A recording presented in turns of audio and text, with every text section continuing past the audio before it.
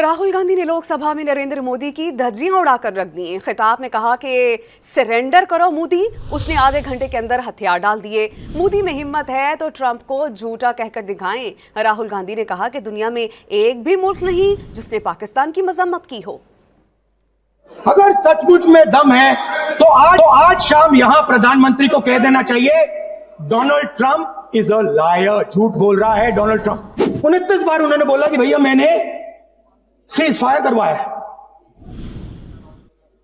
अच्छा, अगर वो झूठ बोल रहे हैं तो अपने भाषण में यहां प्रधानमंत्री कह दें कि वो झूठ बोल रहे हैं। यहां पे अगर दम है तो यहां पे प्रधानमंत्री बोल दे कि ट्रंप झूठ बोल रहे हैं।